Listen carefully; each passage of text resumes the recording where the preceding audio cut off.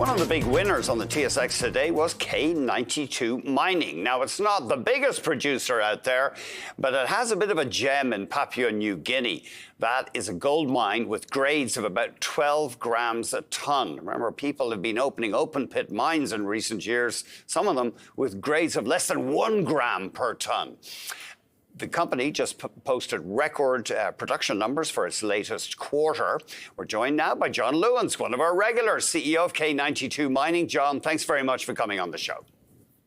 Andrew, thanks for having me again. Just remind us, it's a pretty unusual mine, isn't it? A very rich grade, 12 grams roughly per ton. And remind us how you do it. It's an underground operation, but with a difference? Underground with a difference, yeah. So we're an underground mine that you go up into the side of the mountain and then up, which of course gives you a lot of advantages in terms of using gravity to bring your product out. Oh, you don't have to haul it out. You can just have it roll out, basically? I wish it was quite that simple, but basically gravity brings you down to your bottom level and then you can tram it out, yeah. Yeah, and nothing is easy in mining, I guess, yeah. So you had record production in the latest quarter, the equivalent of almost 40,000 ounces of gold, and for the year then you were about 117,000.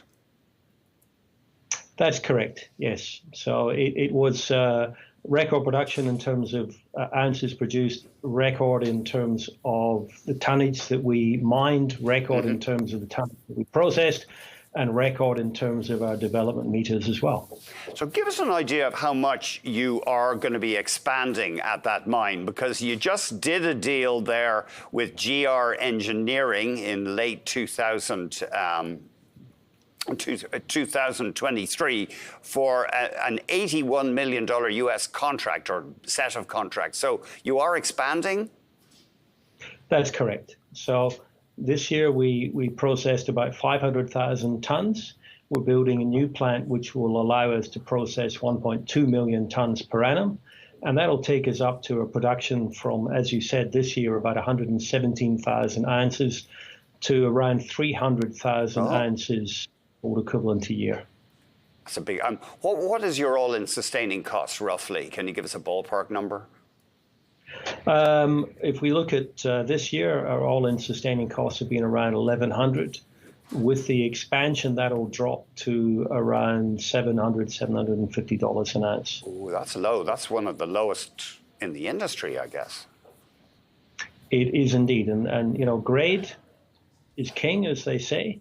But combine that with a mine that gives you all of those operating benefits of being able to use gravity, et cetera, that drives it further down. And of course, this is our stage 3 expansion we're busy with, but stage 4 will take us to around 470,000 ounces a year, which is sub $600 an ounce all-in sustaining cost. And that's getting up towards 500,000 ounces a year. That's significant. I mean, what year would you hope to get to that, John? So we're commissioning stage 3 first quarter next year, 25, and then the end of 26 taking us up to our stage 4. Your stock has been a thing of beauty over 5 years, there's no doubt. I was just looking at a one-year chart for you versus the gold index, and you were out of favor there in November. Why was that? So we've had a couple of challenges this year. And certainly we had a couple of misses earlier in the year in terms of our quarterly production. And of course, you know, things don't just suddenly happen. So part of the reason we've had a record quarter is what the operations team have been doing this year. And it's built up to this quite, you know, obviously very impressive quarter as far as we're concerned. Now, you just got, I think it was a couple of months ago, you'll correct me if I'm wrong, a $100 million US loan from the global commodities trading giant Trafigura. So will that keep you going in terms of expansion capital? Will you need to raise more money? Okay, so I think at end of last quarter, we had about 80 million in the bank, and that's been pretty static. So we'll be about the same number. And then, of course, we've got 100 million in a loan, as you mentioned, a loan facility. We haven't drawn any of that down yet. I think we'll draw the first down in the first quarter next year. But certainly the loan plus the cash flow that we generate from our operation allows us not only to complete the expansion, but to keep being the largest explorer in Papua New Guinea, and we'll spend around $20 to $25 million in exploration this year, same as we spent last year. So, in answer to the question, no equity. Sorry, you will go with equity or you won't? No, we don't need to raise any money from equity raising at all. Sorry, I wanted to make sure I had that right. Now, you had 4 deaths last year, always tragic, and 2 people died in a vehicle incident, and then a little while before there was another vehicle incident that was off-site. So obviously traumatic. Can you talk to us at all about that? Yeah, look, I mean, the first 2 were obviously off-site and involved in on a public road, you do your best on those things, but at the end of the day, you're in the public domain. The 2 on-site, certainly from our perspective, having had the best safety record in the country for 4 or 5 years, and one of the best in Australia. When you have a setback like that, it impacts everyone on site.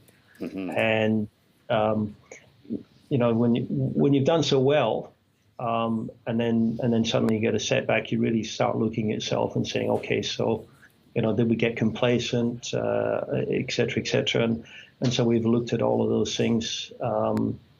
Certainly the incident was a result of people not following procedures, and so we focused on getting people following procedures, but also looked at it from the perspective of, okay, that's fine to have procedures, but can we improve? And I think the reality is, as you know, you can always improve.